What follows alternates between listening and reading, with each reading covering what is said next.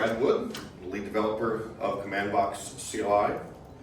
I'm one of the BoxLang framework architects, and the slide template that I used said to put a fun fact about yourself. So I've made 9,722 commits to GitHub since 2011. GitHub does not give you that number, but it does give you a yearly number, so I just added up like 11 years worth. I don't know what that's supposed to mean, but... Okay, so BoxLang modules. We touched on it this morning in the keynote, but didn't go too deep into it. But our entire runtime is modular and extensible, and luckily for us, that's been the case from day one. It's always nice when you get to build a project from scratch, isn't it? Developers love making stuff from scratch. You get to learn from all the experience and mistakes and things of the other projects around you. So that's one thing we've had the blessing to do at BoxLang, is to look at how the other CF engines work and the other languages like Kotlin and Clojure and Java, how all these people architect their stuff. And so from the very beginning, we were able to work modularity into the runtime because we knew that in order to keep everything small, to keep it fast, we would need to be able to have a very tight core and then have extensibility points to come at it from around the globe. So we have a module service, which is very similar to what you find in ColdBox or CommandBox or ContentBox, but this is now at the runtime level. The BoxLang core also allows anything to be dynamically registered. So the built-in functions, built-in tags, the custom tag paths, the search paths for components, the interception points that tie into all sorts of places are all baked into the core. So you can write modules entirely in Java, and a lot of the core BoxLang modules are written in Java, or you can write them in BoxLang, or you can mix them both. So we have a couple different module templates out there based on what you want to do. The Java one's a bit more complicated. That has a Gradle build, that has Gradle dependencies, a little bit deeper folder structure. The BoxLang only template is much more simple. It's designed for not writing any Java code you need to compile. You can still include third-party jars though. But you can choose how you want to do that. And so we've written dozens of our sort of official modules. I had a picture this morning that showed a bunch of those, actually just for the funsies of it. Just to show you, if you go to boxlang.io, how do I zoom it where it gets bigger? Enhance. So if you go to download and then modules, you can basically see the list of all the modules that we have done. So AI, Compat, CSRF, the SAPI, Derby, FTP, Image, HyperSQL, Jython, etc., etc. And then you can also search in here. So if you come in and you're like, where is the MySQL module? We can filter down. Okay, there we go. BX MySQL. If you use one of our quick installers, you can use this little install BX module command, whether you're on Windows or Mac or Linux, or you can also install modules via CommandBox, just a regular install command. And these are all existing on ForgeBox. So you can get the same list, basically, more or less, by going to ForgeBox and filtering on BoxLang modules. This will be everything that was on that download page, as well as any community modules that people may have written. I don't know if there are any community modules. I put out a couple ones. I put out BX Waffle a few weeks ago, which was more of a joke, but it's a module that gets random waffle pictures from the Flickr API and puts them into your web page. Somebody said they were going to put in a feature request for all 3 Cold Fusion engines to make a BX Waffle module, and whoever wrote it first would win. So I did it that night just to make sure. I know that Ray Cannon is working on a debug module. I don't know if he's published it yet. And I know that I've also published a module just a couple weeks ago for creating visitors to visit the BoxLang AST that I was talking about this morning. So I guess there's 3 modules that I know aren't on our official page for kind of more quote-unquote community. But this is where they all live, right? And of course, like any package, if you go into like the unsafe evaluate, you put the word unsafe so you feel bad if you install it, right? Ooh, you should feel bad. They have the download statistics over time. They have the versions tab. You can see the history of of all the different versions of the module. So we treat them just like regular packages, and they exist out here in ForgeBox. So they're very easy to discover and find. And if you have any questions about does module XYZ exist, you can always just ping us on Slack or mention the word BoxLang on Twitter 3 times and I'll appear and I'll answer the questions. So lots of ways to get that information. And of course, like I was saying, we have the Ortus modules. You can write your own. You can publish your own modules to ForgeBox for the whole world to use, or if it's just something you want to use inside your company, it could be a private package on ForgeBox, or it could just be something that you host locally for your developers to use. Either way, the package management system works a lot like anything else would. Okay, so this has most, but not even necessarily all of the things that you can contribute from a module. We have BIFs, aka built-in functions. So these are functions like now, date, add, array append, right? Bubble language, kind of the top level functions. We have components, which is the band formerly known as tags. So CFMail, we call that a component. In the past, we call that the tag, CFMail tag, CF document. Those are called components now. We have the ability to contribute classes like CFCs. So you could have a module that doesn't necessarily have to contribute a top level built-in function or tag. It could just contribute a service that you could just import and just call methods on, which would be more like you would see in like a Java library, right? You drop the jar on the class path and you import the service and call some methods on it. It'd be okay to wrap up functionality like that. Interceptors, so this would be listening to the core BoxLang runtime event announcements, and it could also be listening to custom announcements. The BoxLang core has a whole bunch of announcements that I actually don't even remember. I don't think it even had a slide with all the announcements. So let me show you where to find where those are. If we go to our docs, which you're going to want to be familiar with, BoxLang, I apologize, I can't make that any bigger. BoxLang.ortusbooks.com. If you ever don't remember one of our documentation URLs, all you need to remember is ortusbooks.com, right? As long as you can remember ortusbooks.com, you can get to any of our docs. We better have BoxLang listed on this main page, hey, so you can filter and you can find BoxLang. So that makes it easier, but usually it's just name of ortusproduct.ortusbooks.com. So we can come in here and there's a huge list of all the different interception points. We talked about the event-driven programming this morning, but I didn't go too deep into all interception points. I don't want to go too deep into them, but I figure at least this gives some overview ones.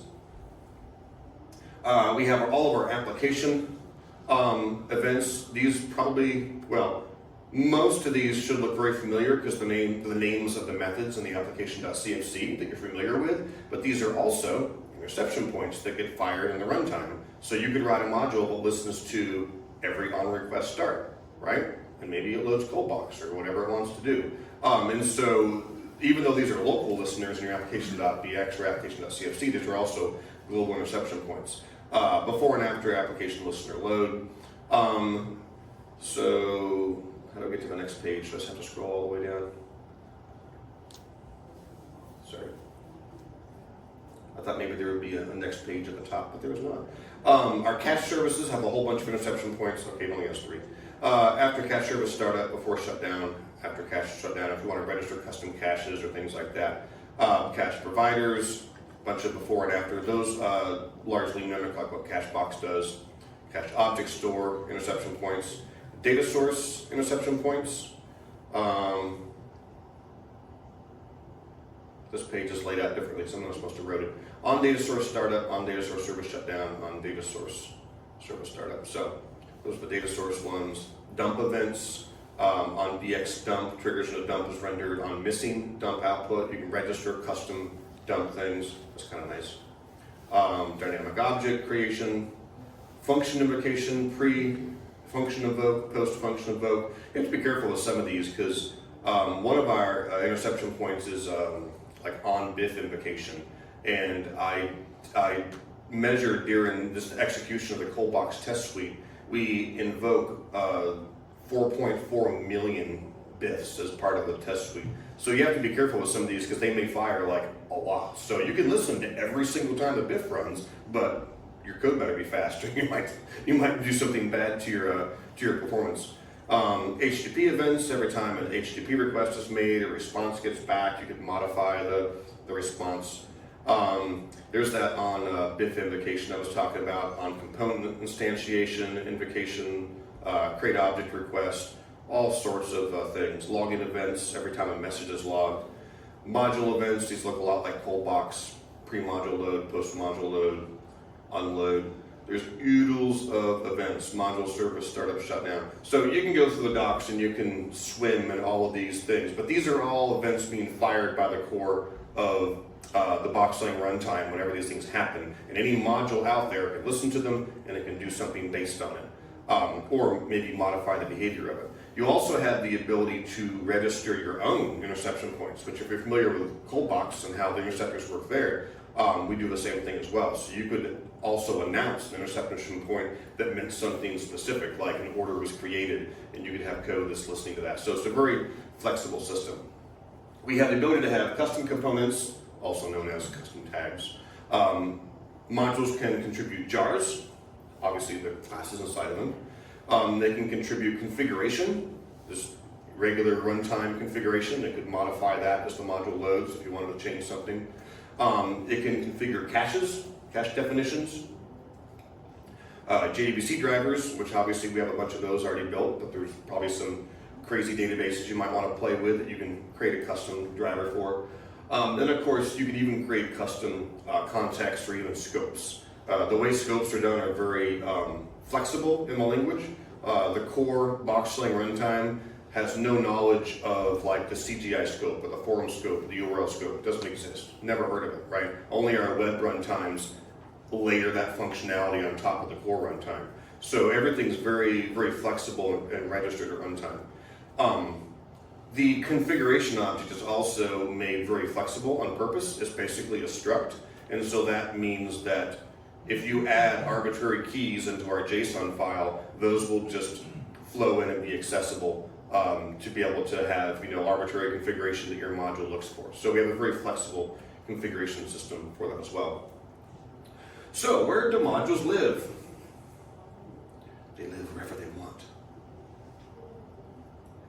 You have a question? You want to answer this question? No. I have a question. Oh, okay. So can I extend a built-in function? Let's say I have the get metadata tag, and I want to read a specific image format, which is not supported by that tag. So can I extend the built-in function, or? Yes. So the question is, can you extend the built-in function? Yes, you can. What happens is, in the order the modules are loaded, they have the ability to overwrite any already registered built-in functions in the language. And we actually do that ourselves with the compat module.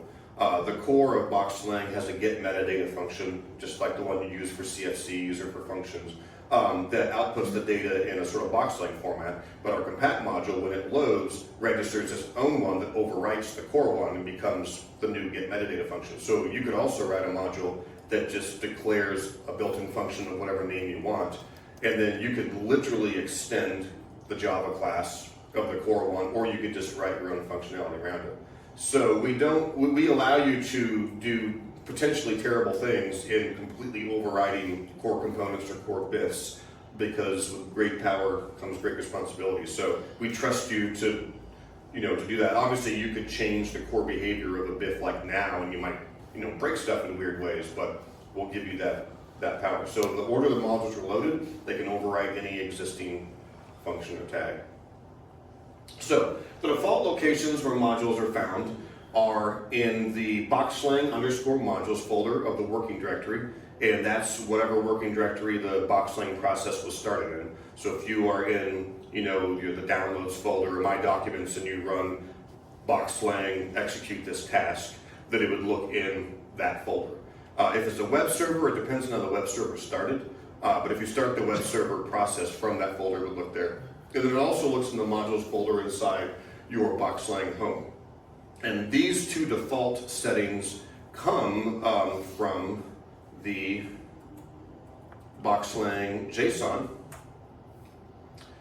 which enhance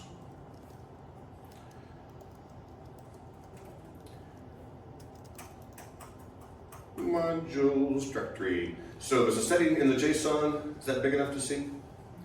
A setting in the JSON called modules directory, and the two values are user directory BoxLang modules, BoxLang home modules. So that's where it's come from. If you delete both of these, you will now load no modules.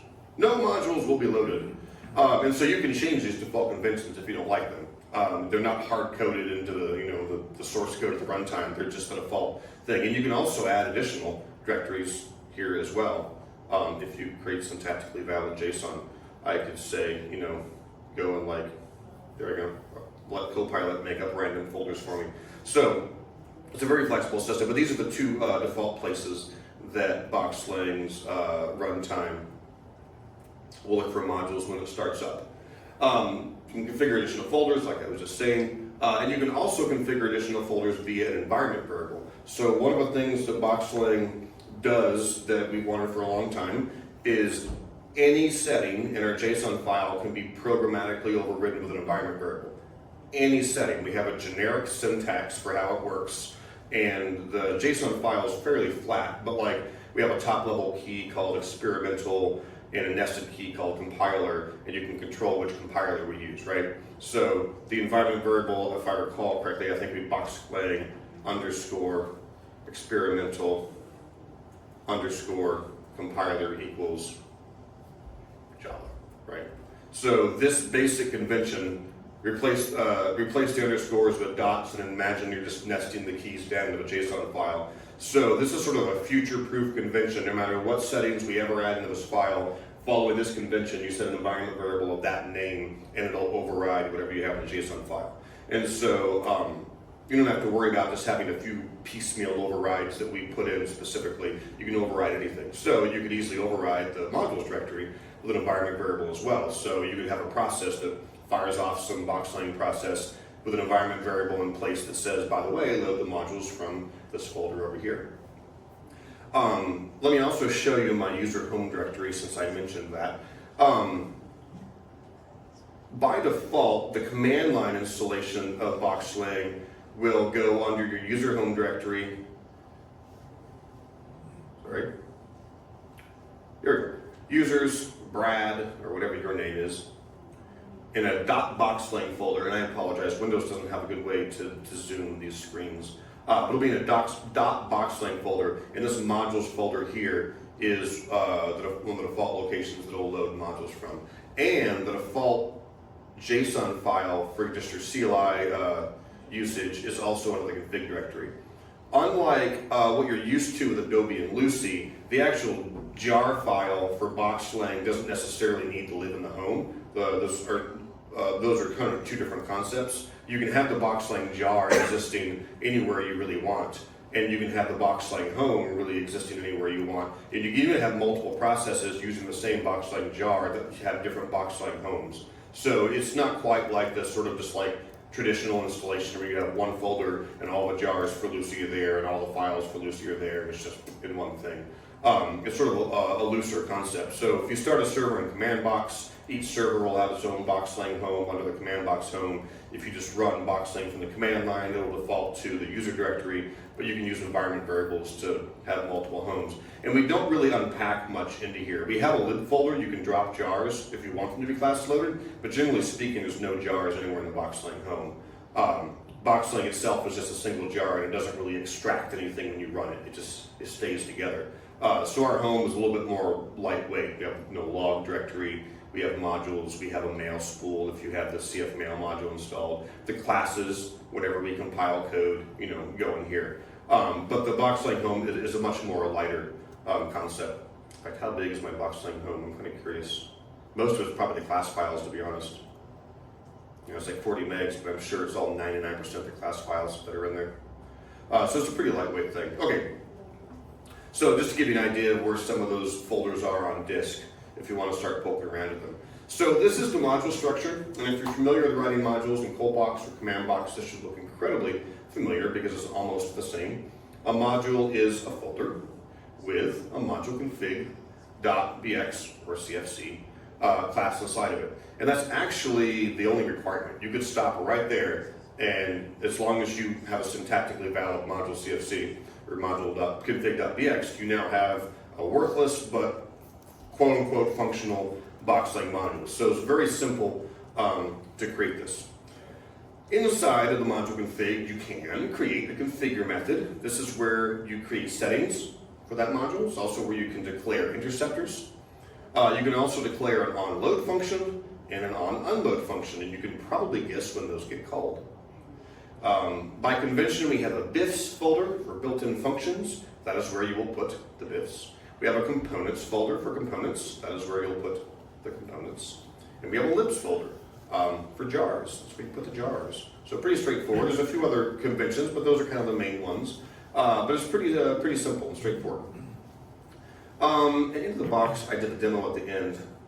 I might do it while we talk. So let's create, I'll show you a template that has a bunch of things stubbed out, but just for the fun of it, I'll show you a super simple way of doing this.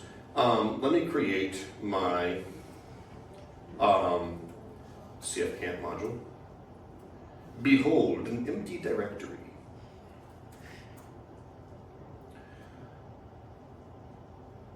So let's start with an empty directory, and let's put in a, oops, let me spice things up. Put in, I can't type. Oh my gosh. Module, who replaced my keyboard with a Dvorak keyboard? Just kidding. I had a coworker once who learned how to type on a Dvorak keyboard, and he said he really liked it. Unlike a QWERTY keyboard, all the keys are in a different place. It's supposed to be more efficient when you type.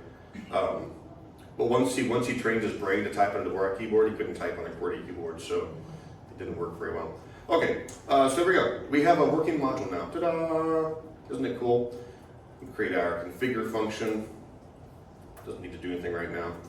And we can create our onload function. And then we can print, we'll take Copilot's suggestion. Module config loaded. There we go. Pretty cool. And let's go ahead and knit this as a package with a box.json so I can set my type to be, oops, BoxLang modules. Now,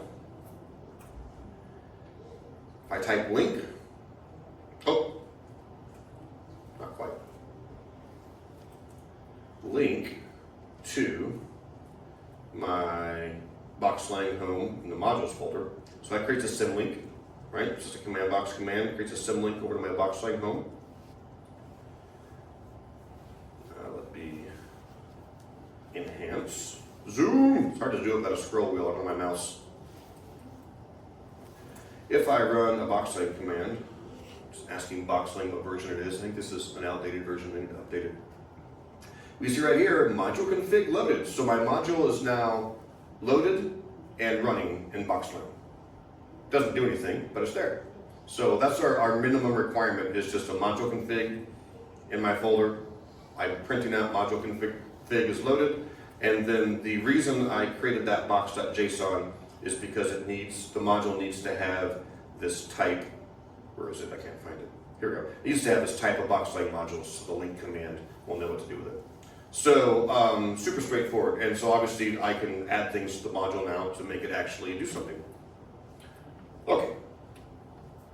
So our configure method runs when the module is registered, but before it's activated. The difference between registration and activation is we scan the folders, the modules folders, we get a list of all the modules, we bring in their module config.cfcs, we run the configure methods, and then activation happens at a next step. And the reason we do that in two phases is because one module may require another module to be loaded first, otherwise it won't work. So it can declare a dependency on a second module, and we scan them all first, we figure out who needs to load first, and then we activate them in the appropriate order. So the configure method runs when we register it, right? And then our onload method happens when we activate it.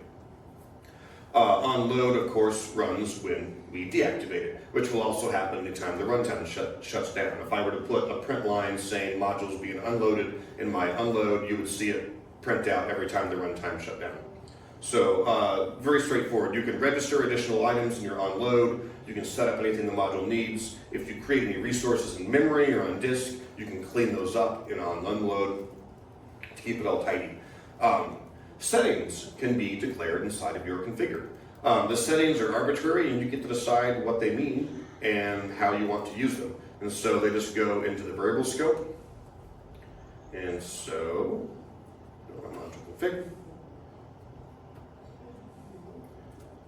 The settings struct is actually already injected into the variable scope for us. So I can just say, default name is user, whatever. I can create whatever I want here. It can be arrays, it can be structs. And now this is a setting that my module can use. I can inject that and I can use it in its code.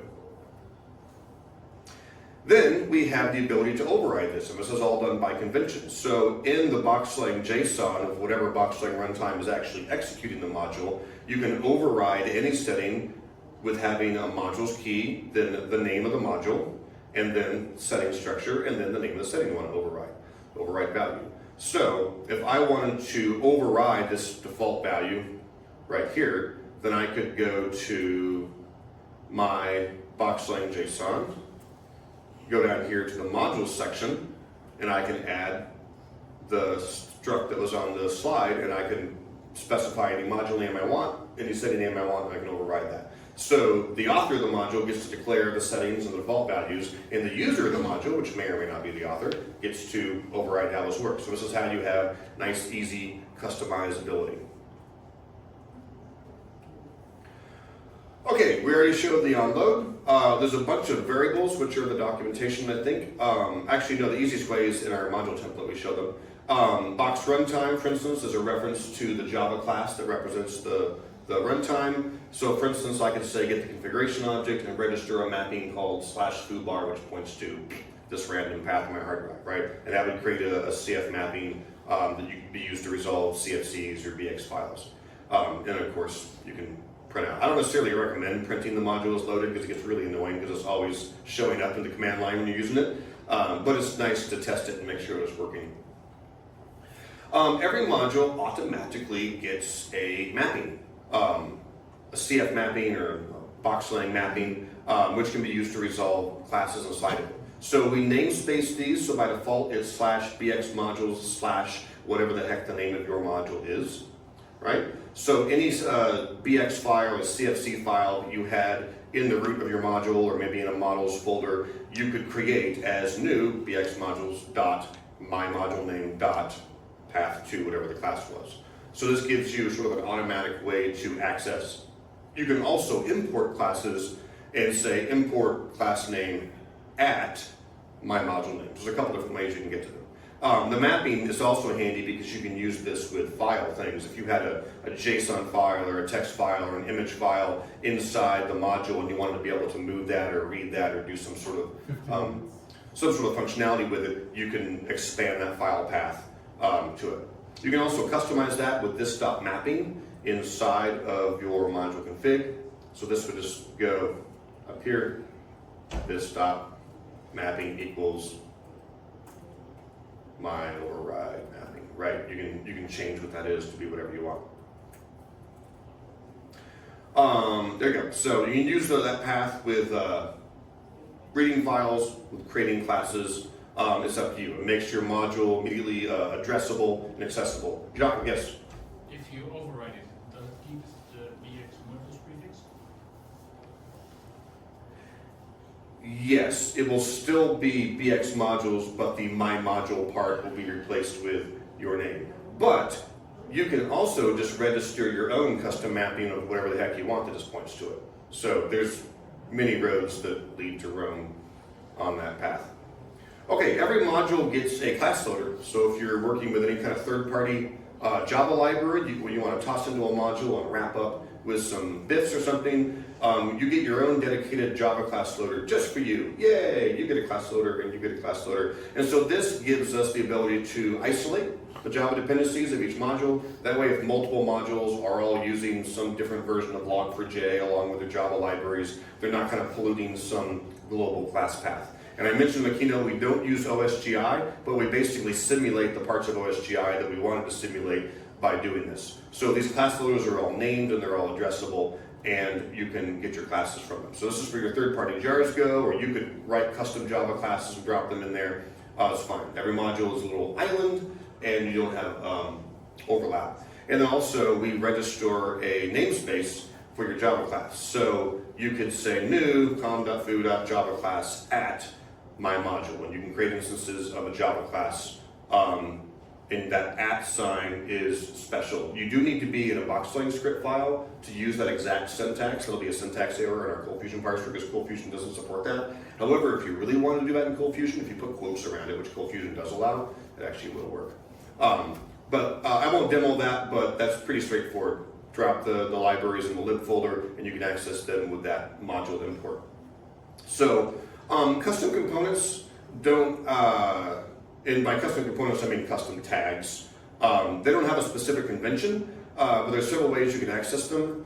Since custom tags are looked for in all of the ColdFusion mappings, right? I say ColdFusion out of habit, but it's BoxLang mappings. But all the mappings where you can create CFCs from, the convention is custom tags can be found there as well. That's how the Lucene and Adobe works. So if you just put like a CFM or a BXM file in the root of your module, you can include that file as a custom tag anywhere with bx:_ name of, or using our CF component, which is the same as CF module. So it's pretty straightforward to be able to ship custom tags. BIFs are probably one of the most useful things that you're interested in using. So BIFs are built-in functions. There are first-class headless global functions like now, file, read, and like Gunnar asked earlier, you can overwrite core BIFs, so be careful. So in order to create one, we add a BX class to the BIFs folder, and the name of the class is going to be the name of the BIF. So the default conventions, we try to be super simple. So if I create a new folder called BIFs, and I create a new file called hello.bx, and I say this is a class, I have now stubbed out a new built-in function called hello. All right, so let's go a little bit farther. Name of the class is name of the BIF, and we have a box BIF annotation. So we add boxbof at boxBIF, so it annotates this as being a built-in function, okay? And then we need to have an invoke method that'll run whatever it is. So by convention, we need to have one method called invoke. So function invoke, and the arguments passed in when calling the BIF will be the arguments available to the BIF. So let's create a string name equals world. Though actually, I would want to set that default to be my setting. We can do that next if we have time. Ooh, let's let Copilot write some code. See if it works. Return hello name. Let's test it. Let's see what crazy stuff happens when I try to run this code. BX code. Run hello. Let's see what happens. Oh no, I blow up. Can't cast hello to a number. Oh, because I let I let Copilot write it. Copilot always uses plus signs as opposed to ampersands. You would think that it would learn, but it won't. I didn't even notice it. Shame on you. You guys saw that and didn't tell me, did you? You were like, he doesn't even see it. Oh look, hello world.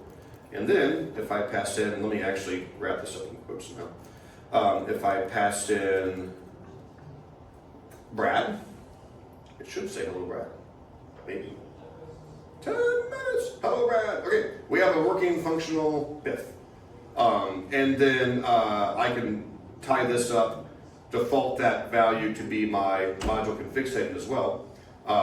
But I have a few more slides that I want to make sure I get to, so we'll come back. So arguments are just passed in, and it's just a regular function, and you can run any code you want. Here's an example of changing the, actually this wouldn't be changing it. This would be an example of the now function, right? Import our datetime object and then just return a new datetime object whenever you call it, which is basically what the now function does right now. You can also alias your BIFs if you want to have it as multiple names. So the box BIF annotation can take a string, so you could call it now but cooler, right, as opposed to this now. Or you can even pass in an array of aliases. I don't really like the idea of having a BIF that can be called like 17 different ways, but if you want to do that, sure, go for it. Now but cooler, now 2.0, now Brad. So you can have different aliases if you don't want to just go based on of the CFC.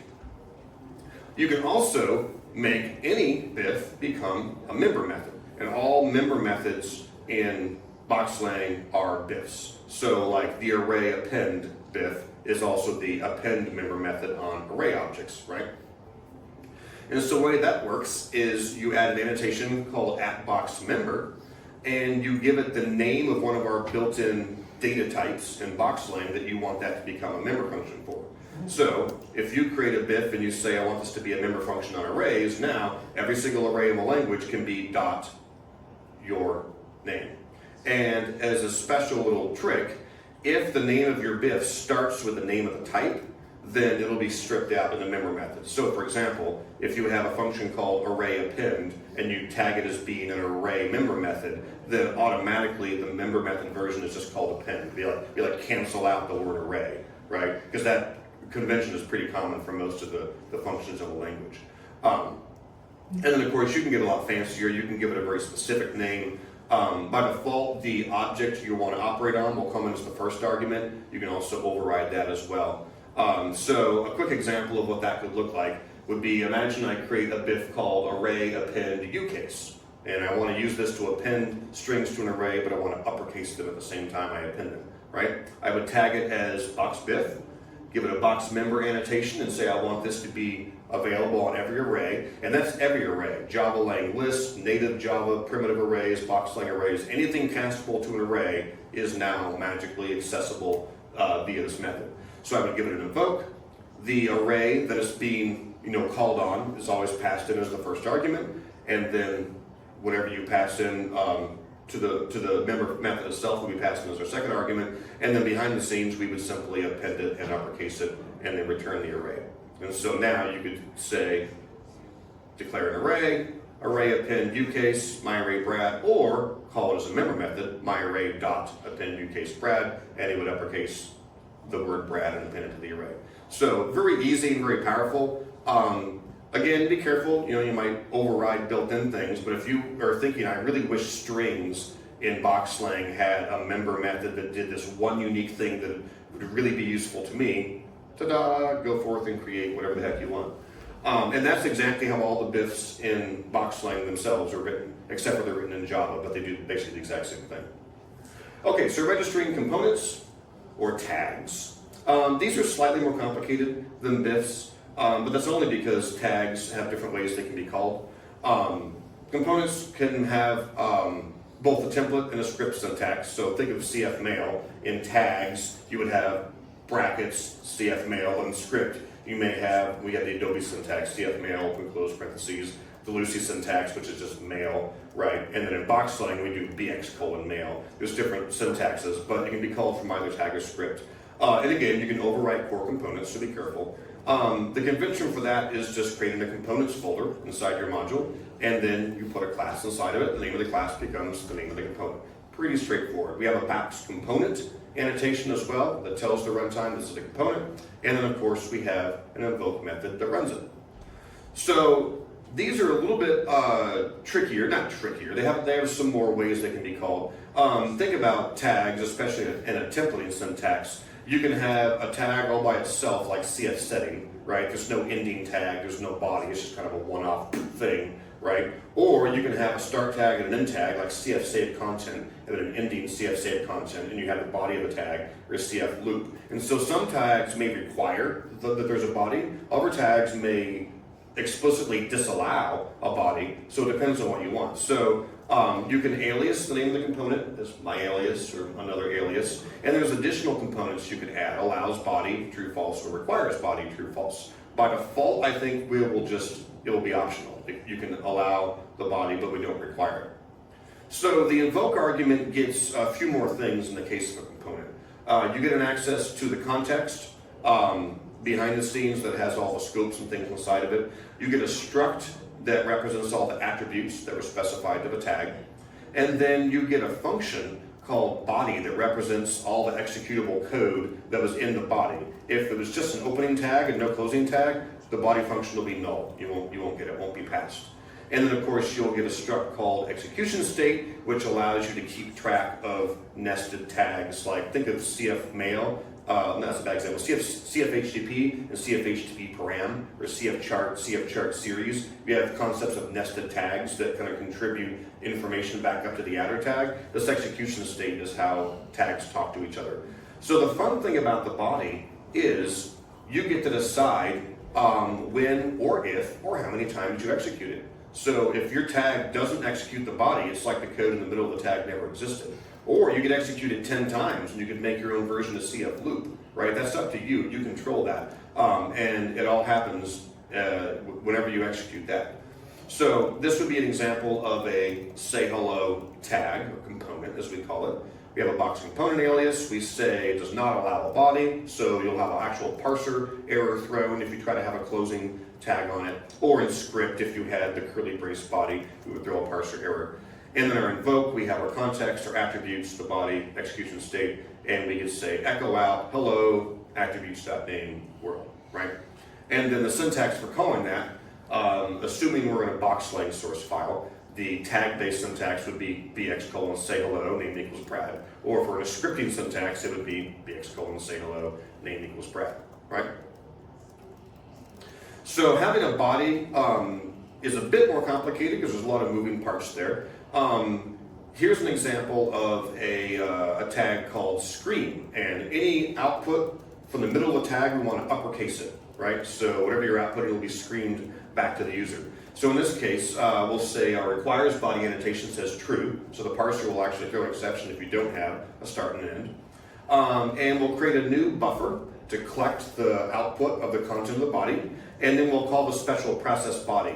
And this will run all the statements inside the body, which could go off and do anything, and our body result will tell us whether or not that code inside the body called CF return, or CF break, or CF continue, because you could be inside of a loop, right? And so we'll let you know if any of those tags were called, and it's up to you to see if there was an early exit. So any returns or breaks or continues, you need to obey that. Otherwise, your tag won't behave properly inside of a CF loop. And then we can get that buffer, which is the actual output, and we can turn it into a string, and we can uppercase it and echo it out.